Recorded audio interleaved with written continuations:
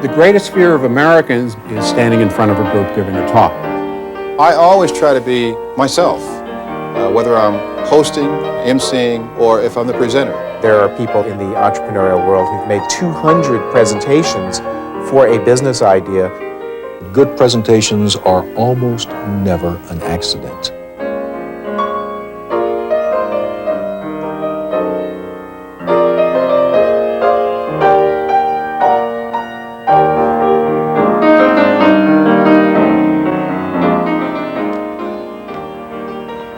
Hello, I'm Amalia Barreda, and welcome to FYI Video, Delivering Successful Presentations.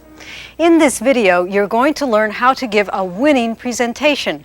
We're going to identify the key characteristics of effective presenting and apply them to an actual presentation, from preparation to practice to delivery by a team whose business is presentation. We'll also speak with several experts who will share their insights into the whys, whens, and hows of successful presenting. We'll start by asking our first communications expert, Manny Sherberg, to define presentation for us. Manny?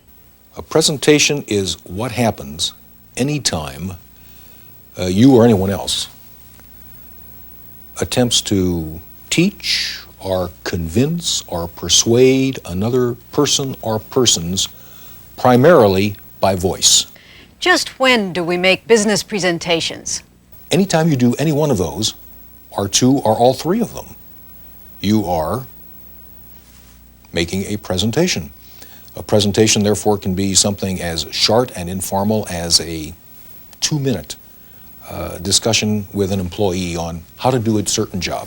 On the other hand, it can be something a good deal more formal and lengthier, like a speech, let's say. But how does good presenting benefit you in terms of career advancement? Let's ask Ted Hollingworth, a business professor and consultant who has critiqued several thousand presentations during his 20 years of teaching at Emerson College. Ted? Their research indicates quite clearly that first-line supervisors spend 70% of the workday communicating, that middle managers spend 80% of the workday communicating, and that CEOs spend 94% of the workday communicating. So the bottom line of that research is the higher you go, the more you communicate. And by the way, with the CEO, 69% of that time was oral communication. So there is a great deal of correlation between your ability to succeed as a manager and your ability to communicate. Then why are most of us reluctant to make oral presentations? The answer lies in the word oral. Where the written word can be preserved and reviewed, the spoken word is fleeting, and once uttered, it's gone, as in the expression, in one ear and out the other. So it's up to the presenter to make an oral communication good enough to lodge between the ears and become memorable. That's why our training revolves around overcoming the #1 obstacle to successful presentations, the human ear. Would you explain, Manny? We human beings learn primarily through the eye. We're visual creatures. We're eye-oriented. We don't do so well when it comes to hearing, to listening, to getting messages through the ear. So how can we craft our message so it gets through the ear? Manny has developed an acronym to help guide us. Manny? That acronym, interestingly enough, is EAR, ear. Because if you remember ear, which is really the first problem you've got to overcome in making a presentation, then you can remember, I think, that the E stands for easy, the A stands for apt, and the R stands for real. Easy, apt, and real. How do you make a presentation easy? Good presentations make only one main point. There can be other points in the presentation, but they should be secondary, subsidiary to the main point. And everything in the presentation should support that main point: information, stories, arguments, examples, and visuals. But how should a presentation be organized so that the main point is sure to come through? Let's ask Pam Soden, a management consultant who teaches presentation skills. Pam? Any presentation's going to have an open, a body, and a close. That is, we're going to be telling them what we're going to tell them, we're going to tell them what we tell them, and we're going to tell them what we told them. In other words, repetition is key. Ted, what are the chances of communicating successfully without it? The above average person, under ideal circumstances, knowing they're going to be held accountable for the information, listening to a very good speaker for short periods of time, will have a listening efficiency of about 25%. Now that means if you're smart and they're smart and all of you are trying as hard as you can, they're only going to miss 3/4. And that means that we have to do whatever we can to help them get it. We have to tell them, and tell them again, using a technique we call creative repetition. Manny, can you give us an example? I guess there's probably no more famous example in American history than Lincoln's line in the Gettysburg Address. We cannot dedicate, we cannot consecrate, we cannot hallow this ground. Actually, if you go to a dictionary and look up consecrate, dedicate, and hallow, you'll find that the three words mean essentially the same thing. Focusing on one main point and using creative repetition will help make your presentation easy for your audience to understand and absorb. But how can you make it apt? Where do you begin? Pam, how can you make sure your presentation is apt for your audience? Well, I want to know as much as I can about the audience that I'm going to be presenting to. I want to know what's the purpose that the person that's asking me to come in and make the presentation is looking to fulfill. What is the audience like? You know, what kind of experience have they had in the past? Have they been exposed to the topic that I'm going to be dealing with at all? In other words, let your audience know what's in it for them. Focus on their interests and concerns. Let them know the benefit of accepting your position or of listening to your presentation. Manny, can you give us another tip for making information apt? Good presenters learn to talk in you statements. Y-O-U. The personal pronoun you is perhaps the most compelling, the most powerful word in the language as far as presenters are concerned, because when people hear the word you, their interest perks up. And how do you make a presentation real? How can you transfer your enthusiasm for your topic to the audience?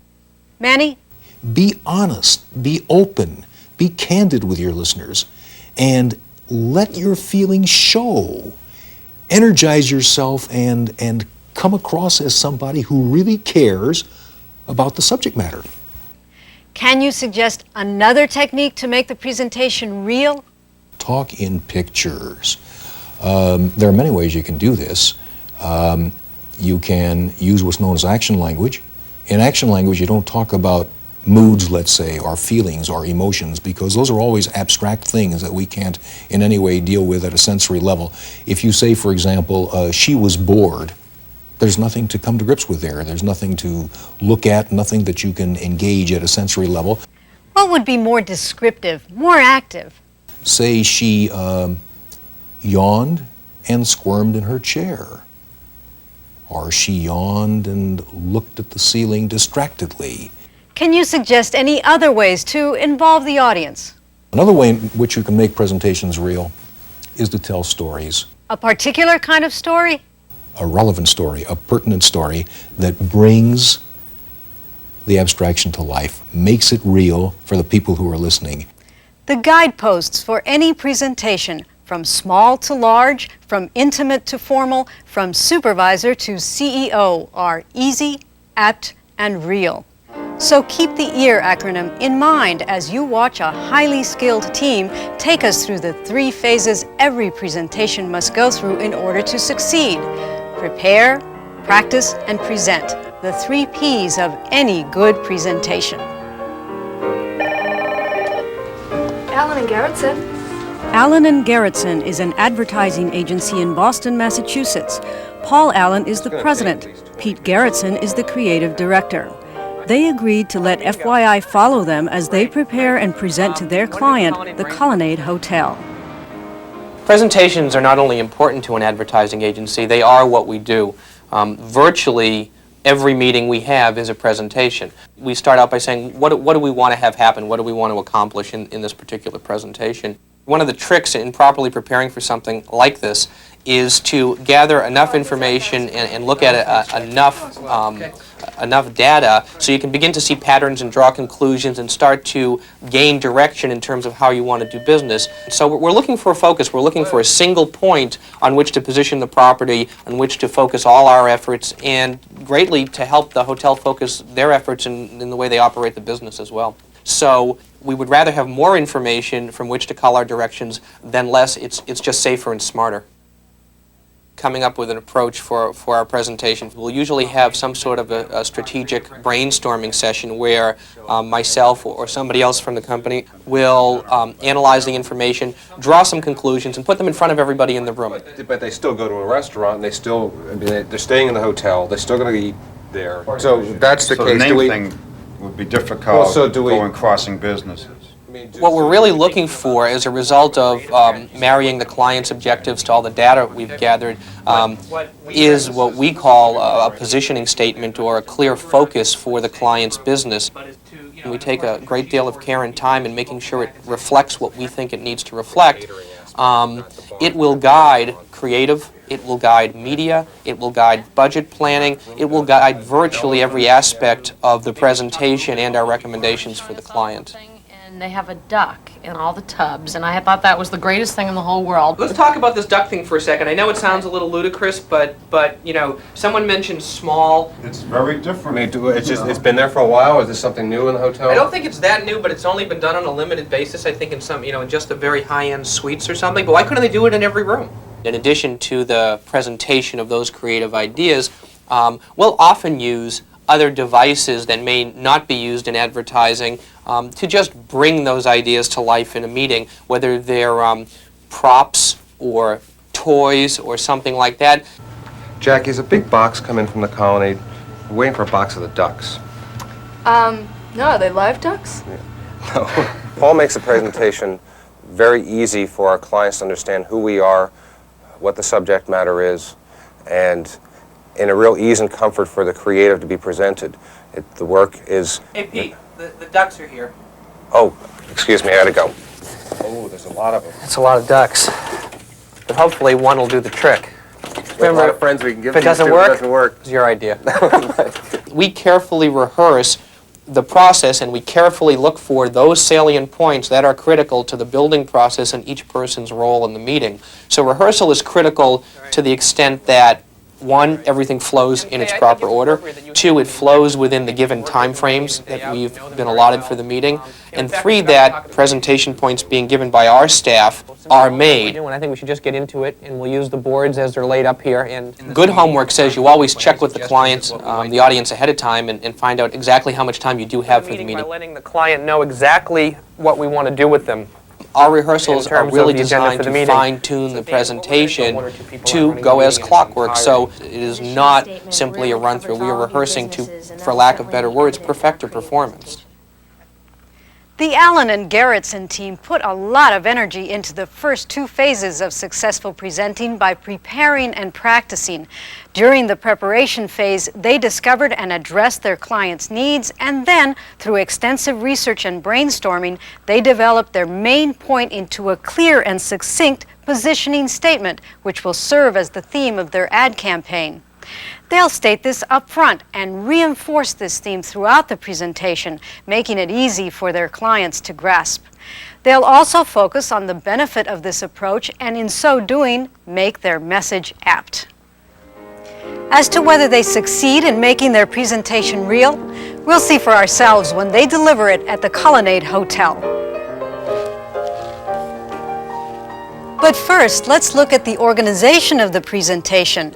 Both the theme and benefit will be presented in the open. But what goes into the central portion or body of a presentation? Manny? Data, facts, information, evidence, arguments, something to support your main point, to make it credible, to make it clear, to make it comprehensible to the people who are listening to you. Ted, what about using visuals to support your point? My feeling is that you should put the presentation together first, and that it should stand all by itself without any visual support. Then you go back and you look at it and you say, now where can I add visuals to help my audience? Okay. How about the close, Manny? Your conclusion can be quite short because you simply want to restate your theme, restate your benefit, and take some time to make your action statement, your plea for the audience's next step, to be persuasive, to be powerful, to make it compelling. Once you've drafted your open, body, and close, you're ready to practice. We suggest that you use 3x5 cards with keywords or phrases that remind you of each segment of the presentation. The point is not to read word for word, but to use the notes as a reminder if you need to. Ted, what else can you tell us about the practice phase? If you can set up a dry run, and I strongly recommend you try to do it this way, you try to simulate the circumstances under which you'll actually be giving the presentation. The room, the size of the room, the way it's going to be set up, the visuals you're going to use, if you're going to use a microphone or not, etc. Then you try to have some of your colleagues or friends or whomever you can capture to come into that room and be part of that audience and role play the kind of environment you expect to be stepping into. What kind of feedback would be most helpful? Can you hear me? Am I in the way? Am I blocking my own visuals? Have I explained that carefully? Did I give you enough examples or analogies? Am I going too fast? Am I coming on too strong? There are all kinds of things that your audience can give you in this dry run, all kinds of feedback. Now let's return to the advertising agency and the final phase of presenting, the actual delivery. Let's see if they win the account. A lot will depend on how real they are, on their ability to engage their clients and transfer their enthusiasm for their proposal. I think one of the important skills in properly presenting is adjusting your style to the personality and the tone of the people you're dealing with. Hi Dan, how you doing? How are you? Good to see you. Dan Little, from a personality standpoint, is relatively light, easy to get along with, kind of comfortable personality who likes to get to it and move on with it. Okay, let's take a look at the room here. MK, did you bring those pads? When you're going to present to somebody, you have to consider the environment that you're going to present in, which is, more simply put, the room, the setting that you're going to be making your presentation in. And you should be aware ahead of time of the nature of the room, the lighting, any audio-visual equipment, the shape of the table, are there enough chairs, easy access in terms of bringing in the visual equipment, things like that. The physical setting is very important. We will walk the client right through the process that we went through because we believe it's logical. So we would certainly open by stating what he wanted to accomplish because that's why we're hired and why we're there. And then we will take him through the process that we, in fact, saw a situation, went out and did homework, culled down the homework to what we consider an opportunity or a market position. So what we're going to do is, first we're going to talk about what we call the current situation, and that is really the state of the hotel when we all first got together. Inevitably, in every presentation you make, there's feedback, there's give and take. So an important part of the whole presentation process is client feedback and answering their questions, their concerns, and any other, and providing any other information they may request during the meeting. One statement, but we feel that this statement really very accurately reflects who you want to be to your customers. Do you agree with the positioning concept as we've drafted it, guys? Absolutely. It's also extremely important that we establish consciousness of the positioning statement with the entire staff of the hotel. I would rate Paul Allen a 9.5 on a scale of 10. Most significantly, he did his homework. Collectively, the group did their homework. They allotted and spent time to dig into the objectives of what we were trying to do, and then went back to their think tank or work table and put it all together. And I think they came in with a presentation that exuded a heck of a lot of confidence. And probably that would be the second issue I would look for in a presentation. Does the presenter believe in what they're delivering? We think, in bottom line, that the duck represents in a very, very unique and proprietary way, this position and this commitment to customer service that we think is going to make this hotel enormously successful. When you're making a presentation, to the extent that you believe in what you do, to the extent that you know your client and know what you're trying to accomplish, to the extent that you are comfortable with the entire process, including who you're putting the process in front of, you'll be very real and very comfortable, and all this hard work will just seem like it's supposed to be that way. As you can probably guess, the ad agency won the account. They succeeded because they made their presentation easy, apt, and real. We've already discussed how they made the presentation easy and apt, but how did they make it real? First and foremost, they were themselves, energetic and natural in voice and gesture, and completely sincere and convincing. And they painted an engaging visual picture at the center of which sat their campaign symbol, a rubber duck, the symbol of personalized service the hotel was eager to communicate. Acquiring the skills that go into a complex presentation like this does take time and practice, but they can be acquired. A testimonial to that is Buzz Luttrell, both an expert corporate presenter and a broadcast talent, but he readily admits he wasn't born a pro. I started out in radio as an open-line talk show host, addressing any issue that the callers wanted to discuss. Went into television as a talk show host and eventually became a television news reporter. Won a couple major awards in Detroit and then was more or less referred to Boston for the People Are Talking program as a host.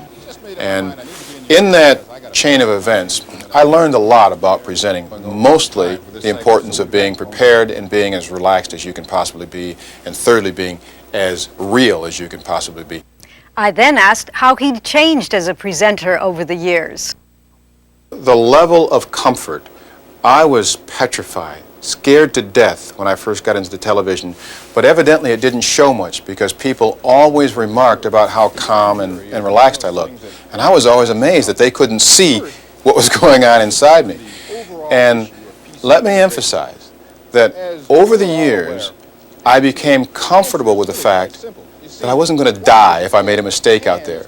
So even though I'm much more relaxed today in front of the camera or in front of a live audience than I was, 10, 12 years ago when I started doing presentations, I still have a high level of fear and anxiety. And I think that it's important for people out there who are going to be in front of an audience to understand that the best presenters have that anxiety. The best presenters go through the sweaty palms and have a sense of sometimes panic. I asked him how he controlled that anxiety. But I find that if I can get enthusiastic about anything early in the presentation, it's kind of like being a ball player. You know, you're really nervous until the tip-off, and once the ball goes up and you're engaged in that combat, so to speak, a lot of the nervousness disappears. You don't want it to all go away or you wouldn't have much energy. And the same thing is true in a speech. When I asked Buzz if he had any other tips on combating fear, he said they had to do with going back to basics. If you know where you're going, that's the greatest protection for me against undue nervousness. And I quite often have my course laid out on cards if I have a complicated presentation. I may never use the cards, but I put them on the stand, and that's my security blanket. There are many skills to learn and hone to become a successful presenter. Here are some of the key elements required for a successful delivery. To establish rapport with your audience, it's essential to maintain eye contact with them, even when using visuals. And remember, visuals are to help your audience, not you, so be sure to make them clear and simple so that they complement your presentation and don't compete with your message. For your own guidance, keep your note cards on hand so that you can glance at them if you need a reminder. And take nervousness for granted. Make that edge work for you. If you know your stuff and stay focused, you'll be fine. Above all, be yourself. Speak, move, and gesture naturally. Interact with your audience. Don't forget, they've come to hear what you have to say. They want you to succeed. Effective presenting does take practice, but with each level of expertise, new possibilities emerge. Before we close, we're going to hear a fascinating analogy dealing with just such possibilities from Harvard Business School professor John Kao, who believes that presentation can be not only an effective means of communicating, but highly creative as well. I'm not of the school that says that presentations are about crafting something really good in stone or in concrete and letting the concrete harden and then dragging that thing which is in concrete to every new meeting. I'm of the school that wants to try and adapt and customize intellectual content to a particular event or situation. Professor of Entrepreneurship and Creativity, one of the hottest courses at the Harvard Business School, John is also the author of 3 current books on this critical management topic and encourages creativity in communicating. What I have to consider then are some almost what you might call compositional issues. So how do I take a large volume of potential material and turn it into almost like a composition, a musical composition, which will fit within a given format.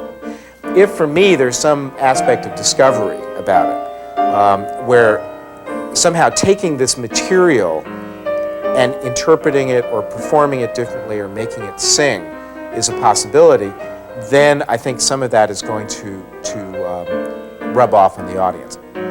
So I think the secrets are more in the finger knowledge which comes from doing it a fair amount. But obviously it is important for any first-time or early-stage presenter to spend time preparing in a way which feels appropriate to them. Now, that presumably means preparing some reference point from which the presentation is going to spring. This is what I refer to as sort of the sheet music of the presentation.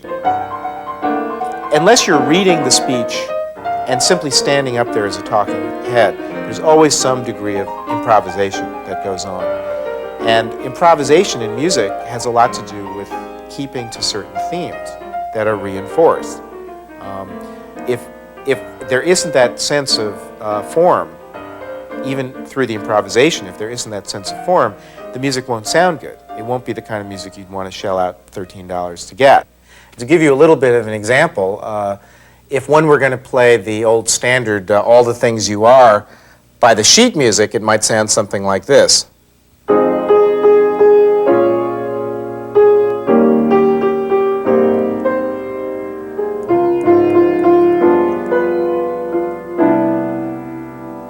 Which is very nice, and if you know the sheet music, you can play it over and over and over again. It'll sound exactly the same with some variations in terms of expression, okay?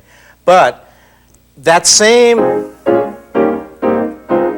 structure can be played in a number of different ways, and the more one knows the tune, the more one feels comfortable with an audience, the more one feels free to experiment. So this would be another way of playing that exact same phrase.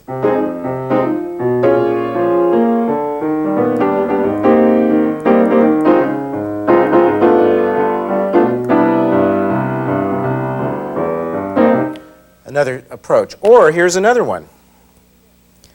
The same structure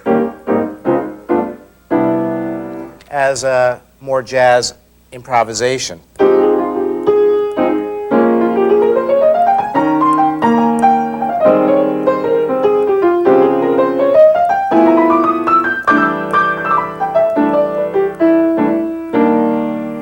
Again, the same basic structure, but once that structure is ingrained, finding ways to experiment and to broaden out and to see each moment as an opportunity to express and to relate. And that's a level of presentation to which we can aspire and by which we can be inspired, a level of expertise which marks a great presenter. Because what makes a presenter great is the ability to bring together content and personality and put them in one package, distinguished by a natural dynamic style which makes both the message and the bearer of the message original and memorable. I'm Amalia Barreda for the American Management Association.